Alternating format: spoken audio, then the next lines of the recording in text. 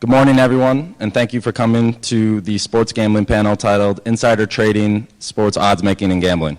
My name is Mike Wohl. I'm a first-year MBA student at MIT Sloan and the panel lead for today's panel. Today we have a remarkable set of characters and people that I know a lot about the gambling industry and sports gambling in particular. Our moderator, Jeff Ma, CEO of 10xer. Matthew Holt from Cantor Gaming is a director and also a head of the Las Vegas Sports Consultants. Chad Millman, editor-in-chief of ESPN The Magazine, and Bob Stoll, the owner and founder of Dr. Bob Sports. And with that, I'm going to pass on to Jeff Ma, and we're going to jump right in the panel. Thank you. Sure. It's pretty exciting to have a panel like this in our second year, obviously, at this conference, and seeing Dr. Bob on Thursday night at the VIP reception, hobnobbing with people from the league was pretty interesting experience. Matt, why don't you get us started and talk to us a little bit about just sort of how an opening line's made. I mean, you guys are sort of Las Vegas Sports Consultant, the legendary people that create that opening line. Sure, we use, we compile a lot of data. We use our algorithm models, obviously, and we come out with a number. And what we do is once the opening number is established, what happens is we have lower limits than we normally would, and we sort of allow the market to set itself. We'll come out with a benchmark number, and the public and the betting people will come in and sort of let the market settle to where the number is going to be. So what factors go into that opening line? That just that number itself, is there just a straight formula, or like what types of actual stats go in? It's primarily a straight formula using the algorithm model, but there also is some anticipatory effect built in, obviously, with some teams in some situations where you anticipate getting money on some teams, so you may shade the number that your formula comes up with in anticipation of the money you're probably going to receive from the public on one side. And that line doesn't really have anything to do with what you think is going to happen, right? It has much more to do with what you think is going to balance the action. Well, that's sort of a myth as well. Some of our algorithms are so good and we have so much confidence in them that none of these games ever land 50-50. In a dream world, of course, they'd all land 50-50, action on both sides, and we would take, the minus 110 and be happy with it. But that rarely ends up being the case. So what we have to do is set a number where we think that, it's going to lean toward the algorithm and where we're comfortable absorbing that risk on that side. Right. Now, Bob, when you see a number, what is your process in sort of figuring out which games you want to bet on, and how do you go to do that? Well, in basketball season right now, for instance, I kind of a filter. I can't look at all 50 games or 60 games on a Thursday or Wednesday. Half of what I do is technical. So I go through the situational patterns that I've discovered to see if games apply to that. And once I've done that, then I start going through each of those games to see if I think the line is fair. And different from I come up with sort of the same numbers that generally everybody else comes up with when I look at the whole season as a whole. But in my database, I can mark whether players have been in or out and only use games when specific lineups have played. So I get a little bit different number based on current personnel, which I think creates a little bit of an edge. So as long as the line is fair, if the situation's good and the line's fair, I might make a bet on that. Or if I think there's line value, even if there's no particular situation, I might make a bet on that as well. Just depends on how different my line is from what the actual line is. So where do you think you get the most edge? Like what types of things create a situation where they've made a line that you can expose? Through the year, years ago, the technical stuff really worked, especially in the NFL. And the lines have gotten so much sharper now. It used to be a very contrary sport. For instance, 10 to 15 years ago, you could just take teams with negative turnover differentials against teams with positive turnover differentials and probably go 55% blind. Now everybody's gotten wise to that, and they've adjusted the line for that stuff. So now what I'm having the most success with... Explain a little bit what that means. What's that? Explain what you're saying in terms of negative turnover differential. Oh, well, it used to be that, people just used to look at scores of games. And, there might be a team that has won and covered the first 6 weeks of the season. I think the Minnesota Vikings did this in the late 80s. They won and covered the first 6 weeks of the season. They were winning by 14 to 20 points every week. But they were also plus 12, I think, in fumble margin, meaning they had recovered 12 more fumbles than their opponents through 6 weeks. Well, that's something that's not going to continue. But at that point, more the point spreads are more based on scores than they were actual performance on the field without the luck. So luck was involved more in the line, where now that sort of variance of turnovers is taken out of the line more now because they've kind of wised up to that kind of contrary analysis, and the odds makers are a lot better at that. So what I've done, I had more success with recently, is adjusting my math models for current personnel. Certain, in football, for instance, there's certain positions where there's more value in a position I think people think there is. Like cornerbacks, for instance, are way more important than people think, whereas linebackers tend to be less important relative. Star linebacker doesn't make that much of a difference. Patrick Willis went out for the Niners, did make a difference. Jerome Harrison went out for the Steelers, did make a difference. But you can get an average cornerback, that doesn't play for 3 or 4 games, and the defense falls apart because there's just not as much depth at corner in the NFL as there is in other positions. So taking advantage of stuff like that has made a difference. Chad, do you have comments on these guys' process and what you've seen? I honestly, from the conversation so far, I feel like my head is going to explode. And I'll tell you why. It's because 10 years ago, as Bob just said, nobody was talking about turnover differentials. And nobody is thinking about going to the minutia of personnel when they are handicapping a game. Nobody is talking about algorithms when they're making lines. And so the way the industry has expanded and exploded, there is a merging of sort of the wise guys, where the professional gamblers like Dr. Bob, and the squares and the schmucks that are everyone else. There's all these MIT guys out there now who are working in finance or who are working in private equity, and they have these algorithms on the side that they have built, and so they are flooding the marketplace with their visions and their data and their formulas, and they're making the lines much sharper, and they're making it much more difficult for guys like Dr. Bob to find an advantage that lasts over a 24-hour period. They're making it much more difficult for guys like Matt to keep a line where they might be able to balance it a little bit better. And so all of a sudden there's like this middle ground of sharp amateurs that exists, all because of the algorithms that Matt is talking about and the advantages that Dr. Bob is finding that now everybody is finding. And I get spreadsheets from people that they have spent years mining data and building their own formulas about statistical regressions. And it's, phenomenal to see the advancements in these ideas. I still just think, we were talking a little bit before, is me looking at the games and saying, all right, I'm giving the eyeball test to these guys. I see the stats that I like to pay attention to, which aren't sort of the counting stats that you see in a regular NFL.com or ESPN.com where Peyton Manning or Tom Brady is throwing for 300 yards a game. That's the guy I want to bet on. The stats are different than that. I'm sure you're going to ask about that. But I still think that the guys who do it well, whether they're using the algorithms and the technical components and the fundamentals, or if they're just guys who are examining it based on feel and research and reading quotes from coaches and seeing who's going to be hurt and trying to glean some mental intuition out of it all, nobody's hitting more than 55, 60%. If you get 60%, you're a hero. 55%, you're making a living. And so it's funny to me, it's becoming more difficult to do that, but I just wonder, is it better or is it worse? That I don't know the answer to. So Matt, Chad kind of listed some different types of people. Who are the people that you guys fear at the M? Well, I agree with Chad, first of all. 10 years ago, let's face it, we could take, you could take your very popular teams and just fade the number toward them and toward the over, and it was just such a generic thing. The public would walk in, they would bet the popular teams, they would bet the over, so you could fade toward both, and it was really a simple bookmaking formula. But like he said, the betting public now is smarter than they've ever been. They're more informed. So it has to keep us on our toes all the time. We constantly have to have the best algorithms. We have to have the best injury and information gathering tools. We have to get injuries and information before Dr. Bob does. I need to know Kobe's out. So yeah, I agree with them there. The betting public has definitely changed.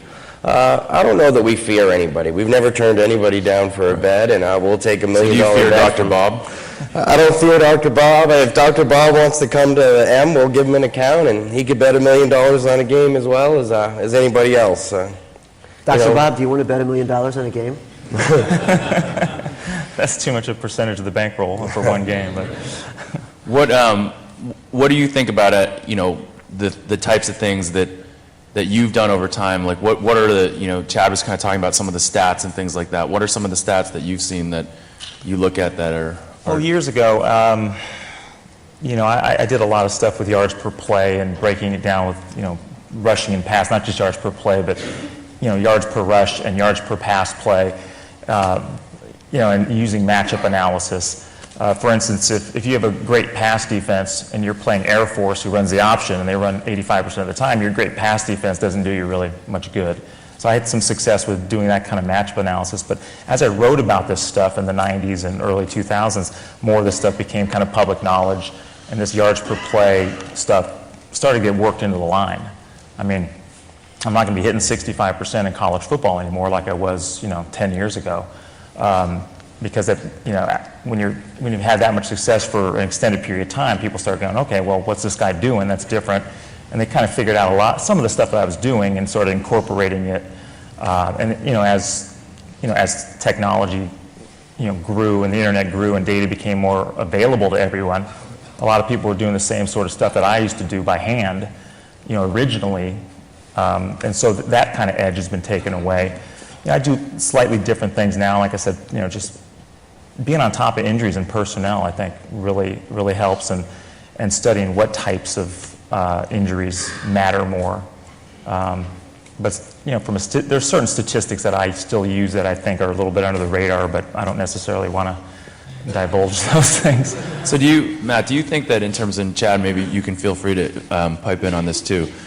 Injuries is an interesting one because I feel like it's potentially a great opportunity, but also it's common knowledge, right? Everybody, it's not like Sure. it's not like in the old days, like someone would like say, hey, call someone up who's on campus and be like, oh, I just saw this guy in the infirmary or something like that. Yeah, right? absolutely. Anytime, you know, a star player is hurt, essentially, for you know, a marquee team, everybody knows, and the information gets out there really quickly. Injuries is interesting because people put different values on different players, so it really affects the line differently.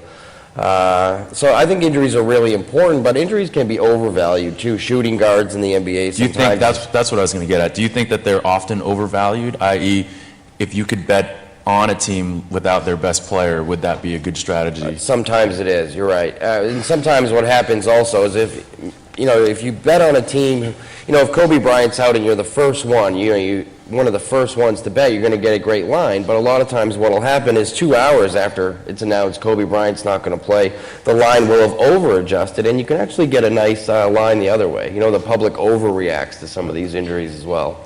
This is where sort of the guys who want to be wise guys and the wise guys separate themselves, is when you're examining personnel, like Bob was saying.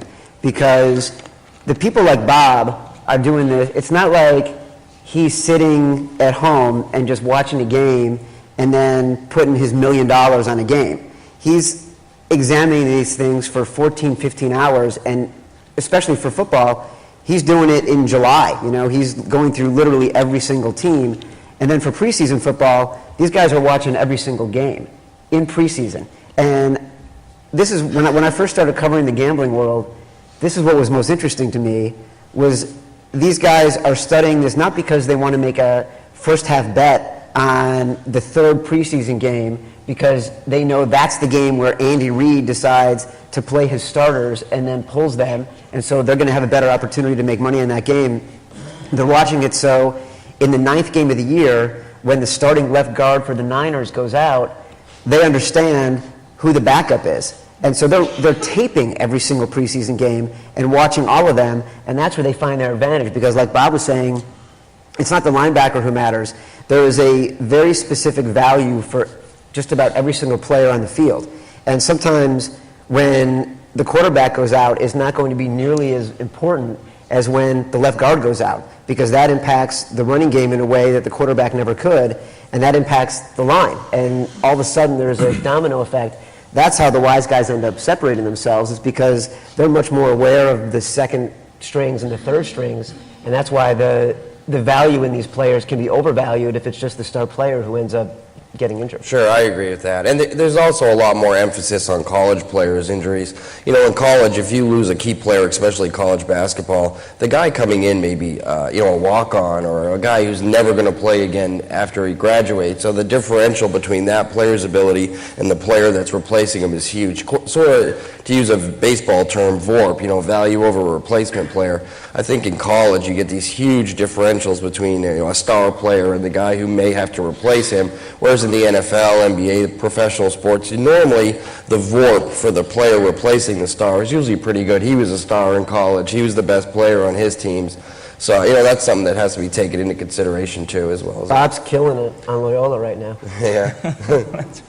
So you have a good antidote with the sort of the Kevin Durant situation in terms of adjusting for injuries or people being out. Yeah, well, like talking about being overvalued and injuries being overvalued. Years ago, in my database, I can mark when a player's been in or out. So I have 5 slots where I could designate 5 different players for any team, and in or out, in or out. And over the years, it just became pretty evident that Allen Iverson was an average player, but they'd adjust the line 3 points whenever he was out. And so I just bet on Philadelphia every time that Allen Iverson didn't play, because he didn't make a difference. And a couple years ago, there's a few stars in the league like that now. Carmelo Anthony, Monte Ellis for the Warriors. When he's out, the Warriors cover. But in Kevin Durant's first 2 years... Hold on, I gotta write that down. In Kevin Durant's first 2 years, the Thunder were... they were much better offensively when he was in the game.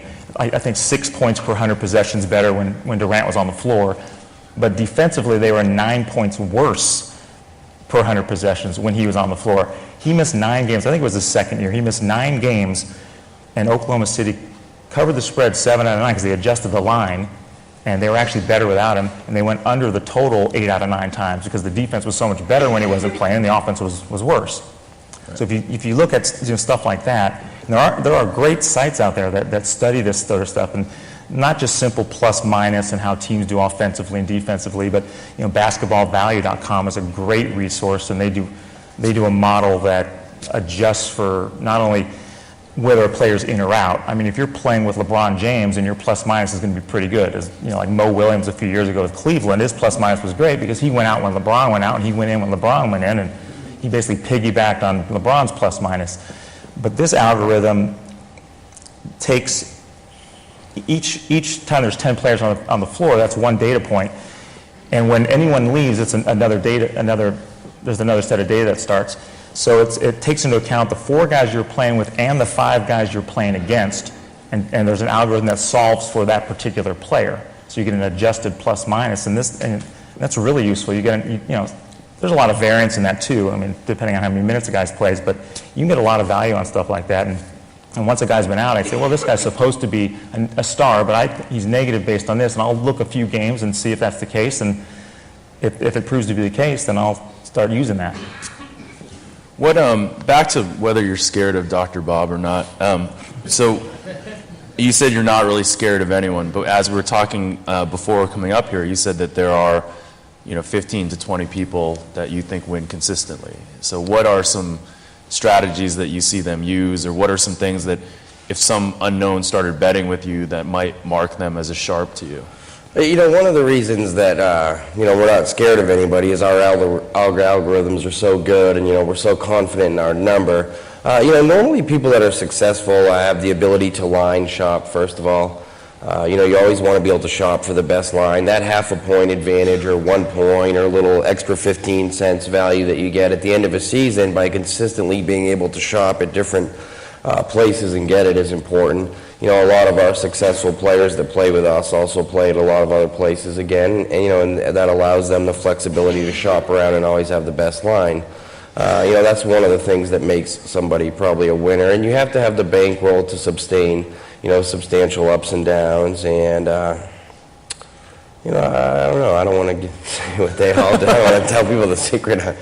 The few people that beat us. All right, well, Chad, why don't you tell us the secret, because you hang out with these people. Well, I do want him to explain, he said the word algorithm like 17 times already. I feel like the over-under on algorithm in this conference was about 50. This panel's probably 50, yeah. And I'm sure like Mike is taking book on algorithm, some Yeah. like notebook right now. Right. But I feel like Matt needs to explain the process for the algorithm, because what the M is doing and what Cantor is doing is pretty advanced math in the bookmaking industry. And the machine that you're doing it with, there's this massive machine in the back of the M Resort called Midas that is sort of creating these algorithms and spewing out every single number. And so you have this, magical mystery formula that creates this advantage for you guys. But it's not the only way you guys are manipulating the lines. No, it's not. And it takes a lot of things into account. We have a lot of exponential smoothing into where it weighs heavily more on recent data than past data. We have player values for every player. I mean, it is really in-depth, the data that goes into the algorithms. But you're right, once the computer spits out a number, we also have some guys that are industry leaders in this industry, and they help anticipate where the money's going to go. We have a lot of big clients. We have Sharp clients. We have Square clients. We see where they're betting, and it helps kind of sets the tone. The bettors themselves really set the tone as where we're going to go with it. We do a great job of player profiling, where we know where our players are going to bet. We have every player in a database, and we can anticipate what money we're going to take. And anticipatory effect is really important in sports, as a bookmaker side of it, is we have to kind of anticipate this is where the money's going to come in on us, and we want to be able to shade toward that, toward our algorithm, and toward where we expect to get money.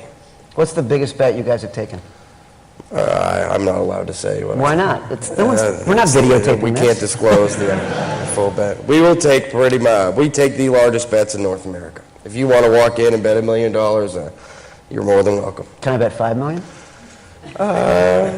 Possibly. Can Bob bet $5 million? Sure. Absolutely. So you'd rather take a bet from Bob than from Chad? I don't know that. The thing about Chad is we may not have a player profile as much on Chad, but we know where Bob's coming from, and I'm still. we're going to probably anticipate. To be honest, we anticipate where a sharp player is going to bet. If Bob comes in and he wants to bet a game, we can move the line for Bob. As a bookmaker, we have the opportunity to benchmark whatever number we want, and as a sharp player, we normally know which side of a game the sharps are going to be on. So if Bob wants to come in and bet at whatever number we want to give Bob, then he can bet as much. You'll give him a number that's off the board. We can, not everybody gets the same exact numbers. So I have a question. If you know that the By the way, Sharps, that's interesting, isn't that? That's an advantage. if you know that the Sharps Maybe I are wanna going to do a come in run on for one Bob. side of a line that you've made, that your algorithm has made, right? Why wouldn't you shade the line so that the Sharps wouldn't want to be on that side?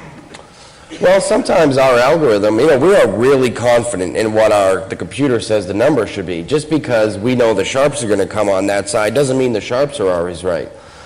So sometimes we're just willing to absorb more risk on some situations than we are other games.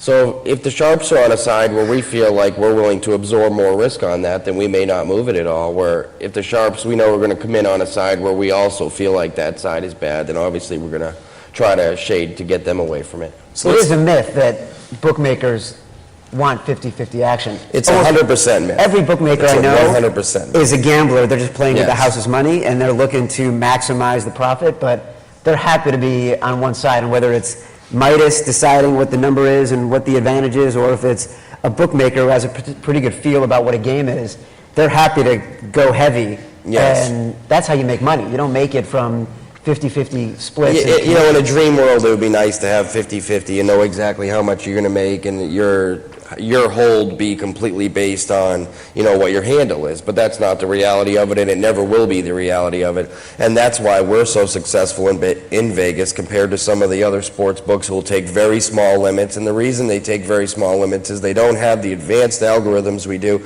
or advanced confidence in their line overall. So they take a lot more smaller limits. We're willing to absorb a lot more risk because we're that confident. Essentially, in Las Vegas, we have the only number. We're the only place you can walk in Las Vegas and bet $1 million. Nobody else you can. You walk into some of these books, you can bet $5,000, $10,000 on a game, and you can walk into any of Cantor's books at the M, at the Venetian, and bet $1 million, and we won't blink an eye because we're that confident in the numbers that we post. Midas. Yeah, Midas is gold. So- sure, whatever. So let's talk about a real public game. Obviously, let's talk about the Super Bowl this last year. So tell me a little bit about how the betting played out in the Super Bowl. The Patriots were what, -3-ish? Yeah, I mean, obviously, I think a lot of the sports books in Vegas made a little bit of money because of the props. And the props have such a high level of juice built in that they have a really high hold percentage for the casinos. So the Right. props are the reason that all the casinos made money. But there was a significant amount of money on New York Giants money line this year, and that New York Giants money line, essentially, if the Patriots had have won that football game, even if they don't cover the spread, Las Vegas makes a lot of money on the Super Bowl. Instead, Las Vegas made a little bit of money on the Super Bowl only because of the props, but essentially just on a side basis of the game. Most Las Vegas books lost on the side because there was so much Giants money line money. Now, this brings up kind of an interesting point because we had talked a little bit about second half betting and that kind of thing and the way you make second half lines. That second half line, I'm guessing, was an example of not necessarily what you guys wanted or thought would happen, but what you were worried about happening, i.e., so explain to them a little bit and about that's that. actually one of the reasons why we feel like our algorithms are so good too, is so many people build these formulas that just have end game determinants in them. And one of the things that we do is, since we really originated the in-running in Las Vegas, we also, all of our algorithms are based play-by-play determinants, not just end-of-game determinants. So we really have a better feel throughout the game. Second half lines, a lot of times what happens is, and people forget this, they think this is the line for the game, this is the score at halftime, this should be the line for the second half. But you have to take into account, too, how much risk you have on the game itself, because you can't allow yourself to be stuck in a situation where the score is this, you have this much risk pre-game, and you allow these people to have a big middle to come in and win both sides. Right. So no matter what you think should happen at that point, you also have to, risk management becomes the key to setting second half lines. So inherently, was there value in that second half line because of the position that you guys were in? Most likely, yeah. In that game there was, because at that point we had to, risk management the situation compared to, it was no longer a matter of this is what the computer says the second half line is, this is our risk for the game, and this is, where we need to take a position now. So do you think that second halves, because of that, present a great opportunity for the gambler? Sometimes they do, and I don't want to get over into it again because that could be a soft spot for us. But, a lot of the public doesn't go, a lot of people don't go to bet second halves. They want to bet the game. Right. So fortunately for us, that doesn't always happen, but it can be. And what happens is you get a first half that's extremely low scoring or extremely high scoring or an extreme blowout. And it can cause a real differential in what a second half line should be, especially if a line was fairly close. And when you're trying to set a second half benchmark, essentially, the computer's going to spit out pretty close to what you think should happen. But because of the risk you have associated with the game in the current situation, you're not necessarily going to post the number of what the computer's saying should happen. More of you're going to post a risk management position. Right. That's because most people betting the games are idiots, and that's why Dr. Bob still gets to make money. Yes, sir. So, Bob, why don't you explain a little bit about your business itself and what you do and sort of like how you make your money, because I think that'll be a good segue into the next session. I started years ago when I was at Berkeley, studied statistics, and sort of stumbled into the business. I came up with something that's a little bit different, using technical analysis to kind of study performance patterns, and kind of stumbled on something that was interesting and kind of got me some notoriety, and some people in the business said, well, this is really kind of maybe groundbreaking potentially, and I got on a couple of radio shows, and then there's all this interest, so where did I get your picks? And I'm like, well, I don't know. And one of the hosts says, well, you should get a 900 number and you got to start selling your picks. And all right, so that's kind of how I kind of got into the business. And since then, I've had a publication for years, but now everything's on the internet, and I sell analysis to people who bet. And I've got a number of syndicates that get my stuff too. But everybody pays the same. It's not that expensive. It's $15 a day for basketball and $70 a week for football. So it's pretty affordable. If you're betting a decent amount of money, and that's where I make my money is on the business side. Now, in the world of selling picks, which is this sordid, kind of nasty world, right? I mean, you kind of rise above because of your use of analytics and whatnot. But is it difficult for you, like, well, one, I guess, why do you sell your picks? If you're so good, why don't you just go to the M and bet $1 million a game That is a with great Matt? question. Well, that's the question you get is, well, if I can make $1 million selling picks, to make $1 million betting, at 50, let's say I'm hitting, I used to hit bigger percentages, but the lines have gotten tighter. And now, if I'm hitting 54, 55%, that's as good as anyone, and that's you can make a good profit that way. But to make $1 million a year, let's say, you need a bankroll that's pretty substantial. And that's the thing, and you couldn't use your entire... Give us an example of what You that bankroll should probably be. need, $2 or $3 million bankroll, To make $1 million? I think you need a bigger bankroll than that. Yeah, well, you do because you have to have a reserve bankroll because you can have that one I random. think you need at least $50 to $100 million to make $1 make $1 million million? in a season. Yeah, if you're only betting. Yeah, mean, because your you can't put break-even you can't put your whole bankroll at risk is the problem. Well, because that's you have what I'm one- saying. You have Like, one there's bad no year- way, like- you have one bad year and you wipe yourself out. Right. And it's going to happen. Just randomly, you're going to have a bad year. So yeah, you probably need. I haven't done the math on it because I'm not. I don't have $50 million to gamble with, but. So what kind of, if you sell your picks, right, what kind of disadvantage does that put you in? There's different pressures. I think I probably do better if I didn't have the pressure of selling to people. And I think as much as you try to stay strong-minded, there's going to be these times of negative variance where you're just going to, it happens. You could be a 55% handicapper for 20 years and go 8-30, over a 2-week period, and it's just going to happen over time. You're just going to have those bad streaks. But most gamblers don't understand variance, which is the frustrating thing for me. Is it's going to happen regardless of what I do. I do the same analysis when I'm losing as when I'm winning. It's just the only difference is variance. So people, will inevitably like, what's going on? And my response is variance is going on. If but most people don't understand. Gamblers definitely don't understand, variance. They don't want to hear it. Professional gamblers do. You're either hot or cold, and there's no such thing as hot or cold. My methods have worked for years, and I think they're going to work going forward. Maybe not to the degree they've worked in the past because the lines are getting tighter, but they're still going to work. But there's going to be ups and downs, and I don't worry about, hot and cold doesn't exist to me. It's just positive variance and negative variance, and from this point forward, I feel I'm going to win. And convincing clients that that's sort of a problem sometimes when you're going through a bad streak. But inevitably, when everybody leaves because you had a bad streak, that's when you start winning. Because those, But it affects the way if you've been on a bad run, you're starting to get hate mail, which happens.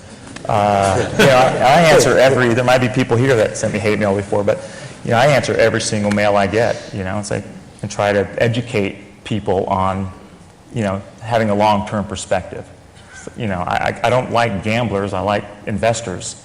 But you're going to get gamblers, even though I have a lot of investors because of the way I earn my site. But you're going to have guys who are just going to complain. I had 5 winning weeks in a row and had one bad day, and I got 3 or 4 guys just ripping me. I'm like, yeah, you lost 10 stars today, but I was up 40 stars the last few weeks, so what's the difference? But I'm sorry about that note. But. yeah, that was good. But it does affect the way you pick the game sometimes. When you're going bad and you're starting to feel the heat, I maybe get too conservative, and that tends to be me. I tend to pull back a little bit when and sometimes the games that are hardest to bet are the best bets you can make. And those might be the ones that, God, if I give out the Charlotte Bobcats tonight, right. I probably should. But God, if they lose, I'm never going to hear the end of it. So maybe I pull back on some of the games I release when things are going bad. So it does affect. You don't get rich betting the Miami Heat, right? You get rich betting the Charlotte You get Bobcats. rich betting the Charlotte Bobcats. Yeah, the teams that no one wants Some to pretty bet. ugly bets sometimes. Right. Do you feel compelled to put out selections every single day? No. I pass often. If there's nothing early in the season, especially, I'll pass a lot, and I don't really care. I don't need the daily clients. I don't necessarily need that business. I feel like that's what people don't understand is they hear professional gambler and they A, think you have a disease, and B, think that you are betting every single game on the board every single day. And what I find is that professional gamblers are very selective about what they're choosing. And You know, they're going against Matt and his guys, or against the Hilton or whomever, and they're just looking for the best opportunity. And if it's 3 games, that's 3 games. If it's 10 games, it's 10 games. And on an NFL Sunday, it could be 1 game. Yeah. Or no A lot of games. times, yeah. And they don't feel compelled to put their hand in their pocket just because they're professional gamblers. They're looking for the value. Yeah. And I've got clients, where, especially, if I've been doing well and all of a sudden, I'm releasing 4 or 5 games a week, let's say in college football, and I've been doing well, and all of a sudden there's a week that comes along and there's 1 game I like. I'll release the 1 game. People are like, well, what are the other games you like? And I'm like, I like 1 game. Well, what else would you bet if you had to bet? I'm like, well, you don't have to bet. And people just want to, they want to press, and I'm like, well, flip a coin. I'm not going to start giving advice on games I don't think you should be betting on. I mean, I sort of have a responsibility to my clients to give them games that I would personally bet. And I think a lot of handicappers just will throw out, as many games as possible to get business and have something every day that they're releasing. It's always on TV, and I don't care if the game's on TV. Most of my games are Mid-American Conference or Ohio Valley or something. That's where the value is in the smaller conferences, not in the TV games. Do you bet every game that you send a selection out for? Yeah. Do you bet, what do you do if the number changes after you send out your selection? Do you send out another email saying the number changed, this is no longer a good Well, choice? the First games of all, I the numbers release, always change. The numbers after he always makes- after change. he Right, so releases then what do his you picks, do? They always I mean, change. Well, Especially after he sends it out. I have a constraint. So, let's say that, I'm releasing UCLA minus 6.5 or something. I'll say, bet it at -7 or less. Because the line's going to move. But there are times when I know I might like it at 7 or less, and it might be 7, and I know the line's going to go to 7.5, but if you're not, on my site as the games are being released, you're not going to get -7.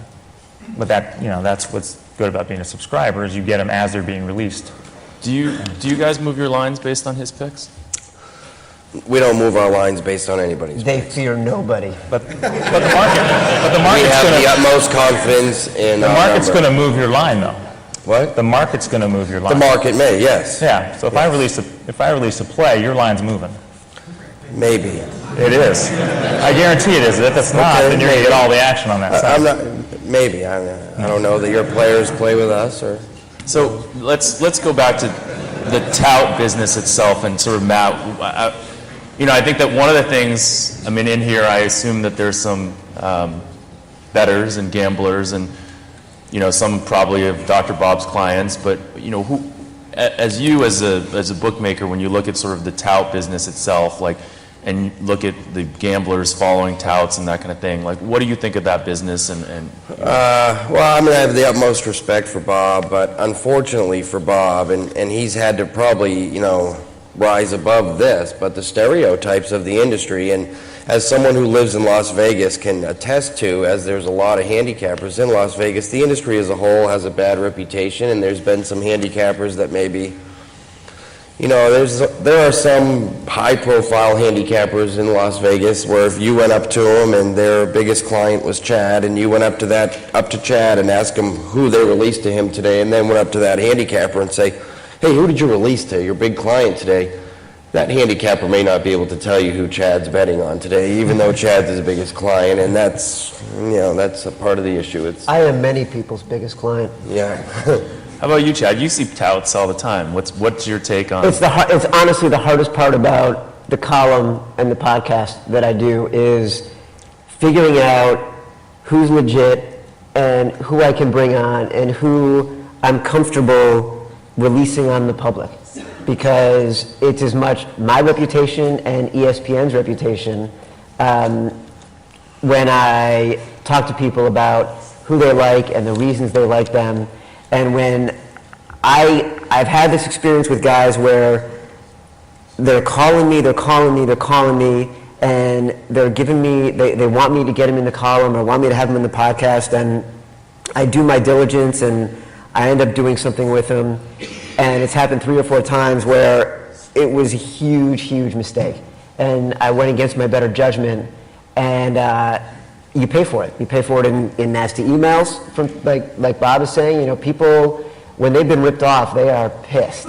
And there are some people, I'd say there's 4 or 5 people in the industry who consistently, if you mention their name, it is going to cause trouble. Bob's not one of them. Bob I talk to all the time, and he's great, and he actually has a stellar reputation. But it is tricky, and it's scary. I mean, it happens constantly, and I get nervous whenever I have a guy on that I haven't had before, just because I'm antsy about what the ramifications might be. So let's shift out of the Tau business now that we've gone down that path and talk a little bit back to sort of analytics and stats and things like that.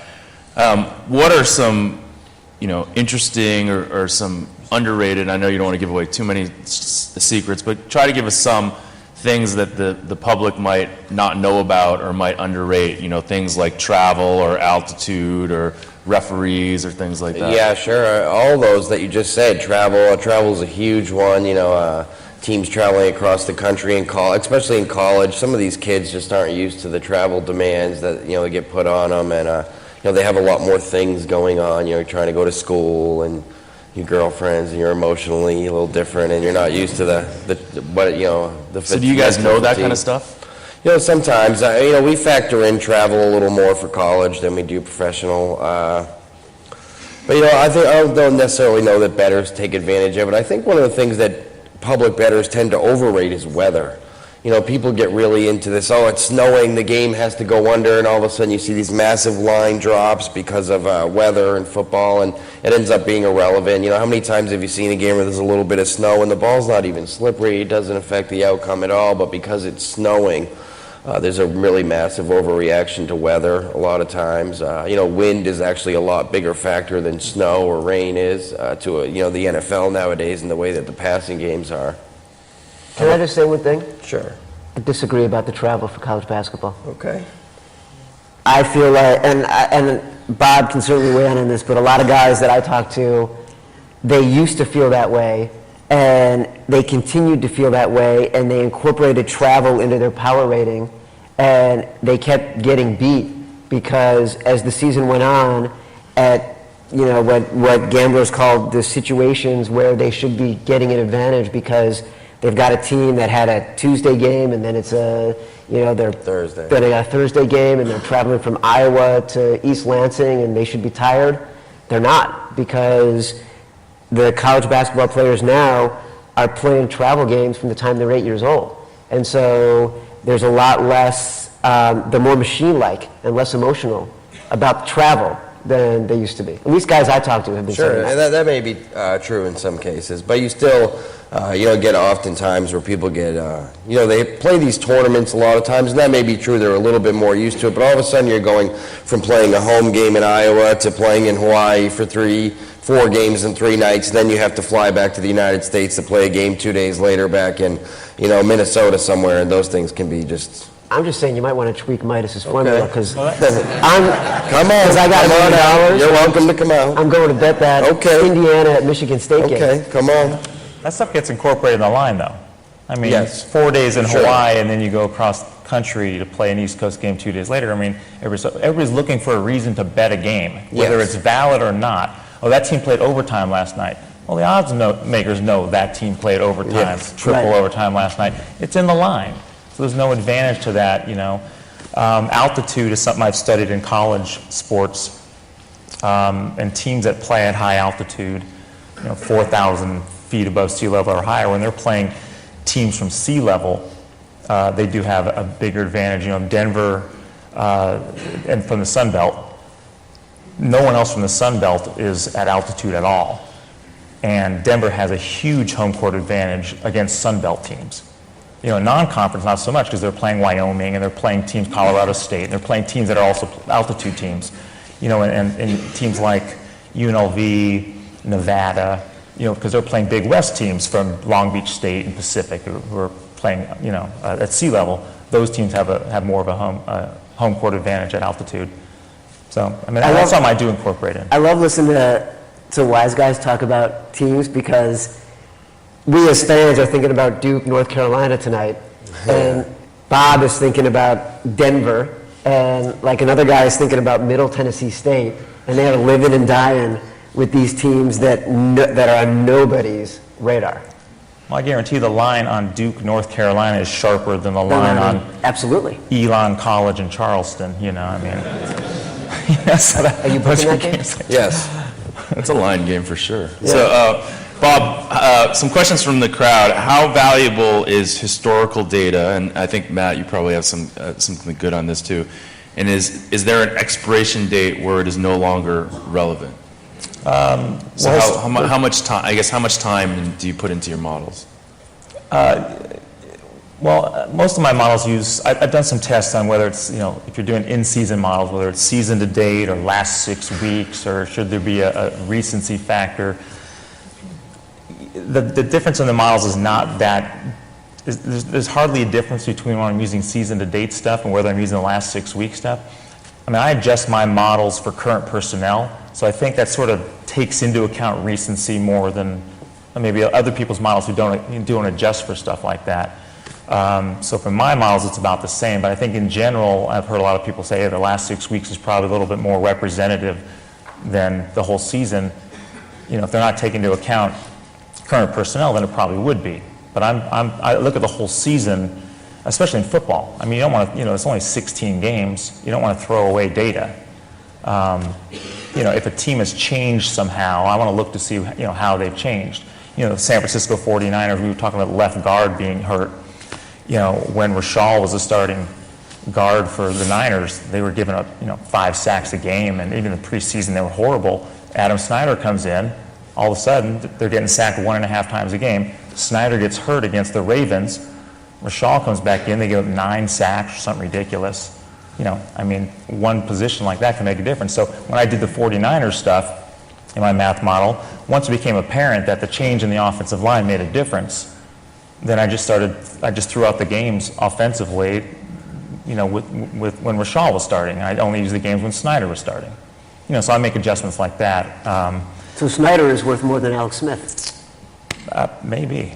Yeah, maybe.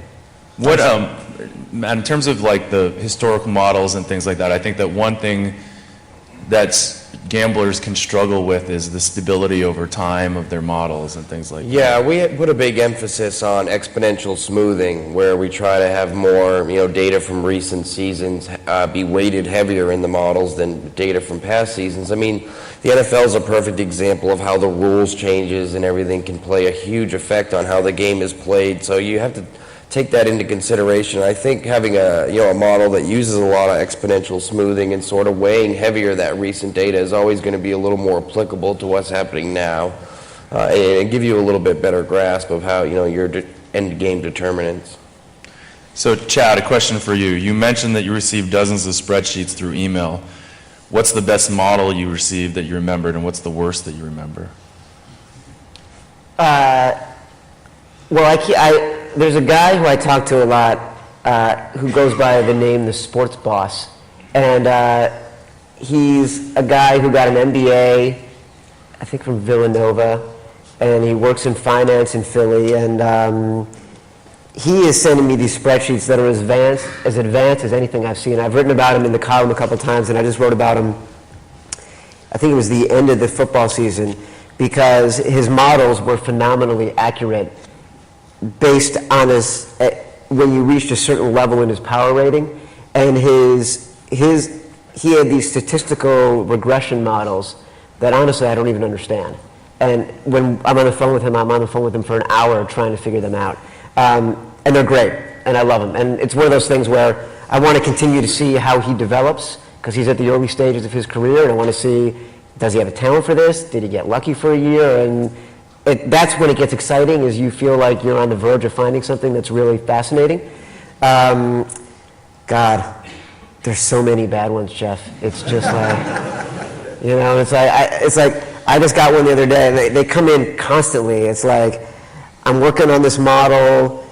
It's about, honest to God, they are like, my mom loves this team, I hate this team, therefore X equals Y, I'm going with Z. And I swear to God, this guy is probably moving numbers at the M right now. There's no doubt about it. So that's a good segue to, and I think I know the answer to this question, Matt, but I'll ask you anyways. How many bets or dollars does it take to move a line or change a price? There is no set amount, and sometimes it doesn't take any money at all. Information can move a line quicker than money. We don't need money to move a line if we get information that a player's out, information there's severe weather, or we're not going to wait for money to come in before we move the line. We can anticipate that we're going to get bet toward that. If we find out LeBron's not playing, we're going to move it before we ever take a bet, if possible. We don't want to. It doesn't necessarily take money, so that's sort of an imaginary myth that there's some numeric number associated with the line movement, because there isn't. Let's see. Offshore books compete with one another by reducing the VIG from -10 to -08 to -05. Why don't you guys have to do this in Vegas? We don't have any competition in Vegas. We're the premier sports book. We're the only sports book that offers the in-running to the advanced stages that we do. We have the tablets. You can come buy one of our books, sign up for an account, get a tablet, go to any sports book you want in Vegas, take it with you, bet anywhere in Nevada, sit by the pool, sit in your room and bet. We'll take any limits. You can walk in and bet $1 million. Because of the fact of, what we offer compared to the rest of the sports books in Las Vegas, we don't have any competition, really. Can I call BS on that? Yeah, go ahead, try. But, because, there's a lot of good sports books out there. Sure. It's not like you never adjust your juice. We don't give breaks on VIG. We don't have VIG breaks.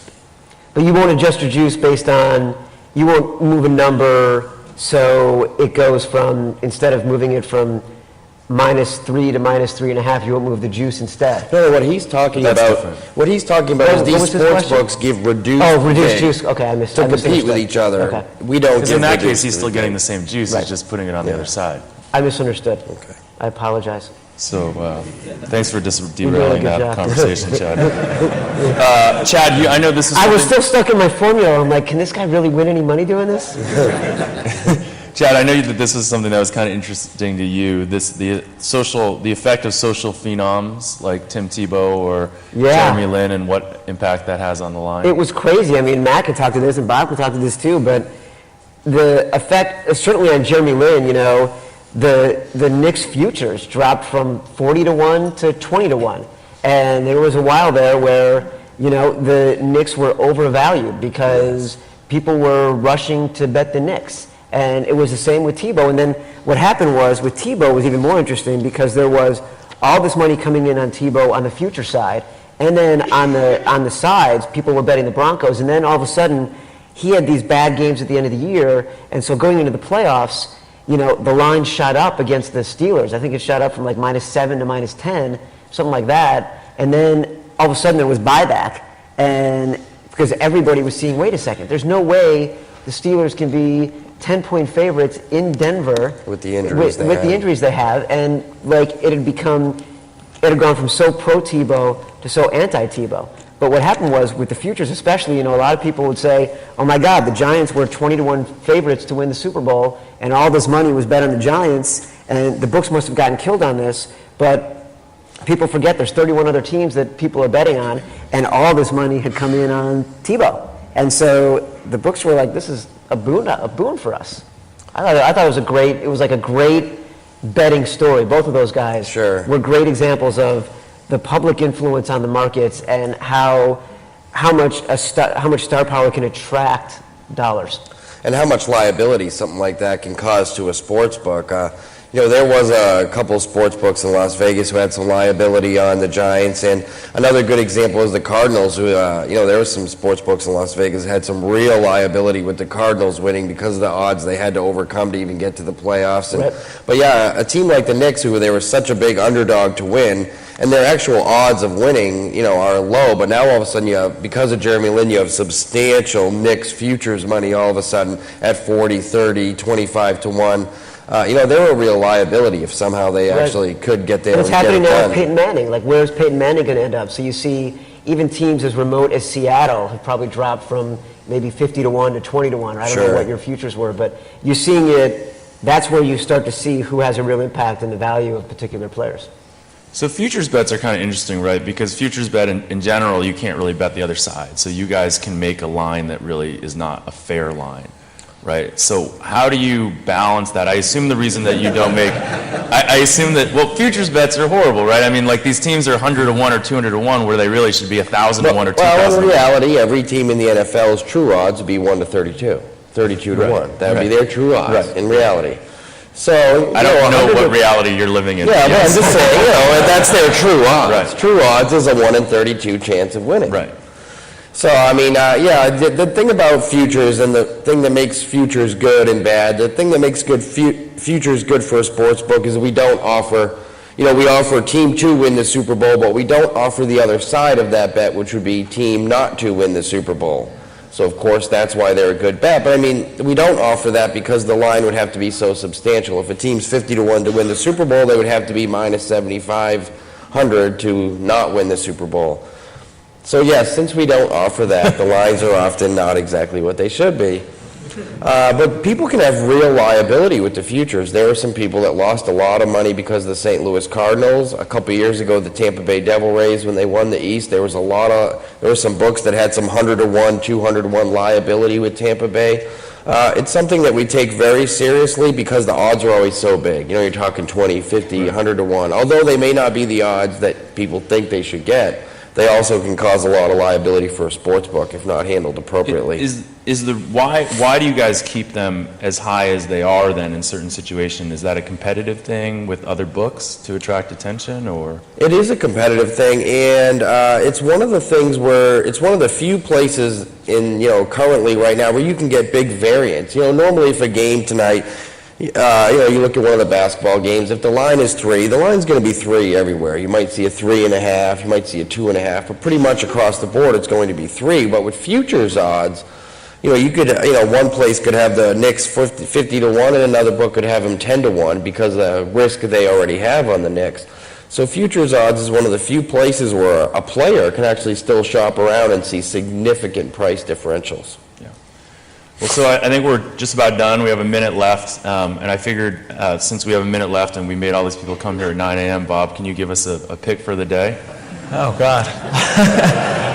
I actually haven't slept. I was up the entire night working on the basketball today.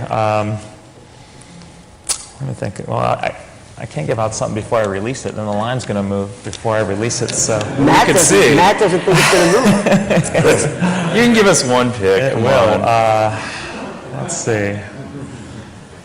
What's a good game? What's a big game? Well, I'm not going to do North Carolina Duke. I know I'm not going to do that. How about what? Wichita State.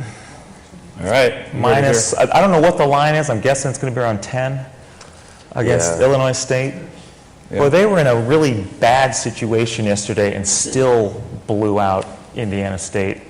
They've now covered 7 in a row. They're just rolling. I mean, I think it's a good situation tonight. Minus 10 or so. I think the line should be around 12. And it's probably 10 is what I'm guessing. So we'll see if it's 10 or less. I think that's probably a pretty good bet. All right, you heard it here. Thanks, guys. Thanks.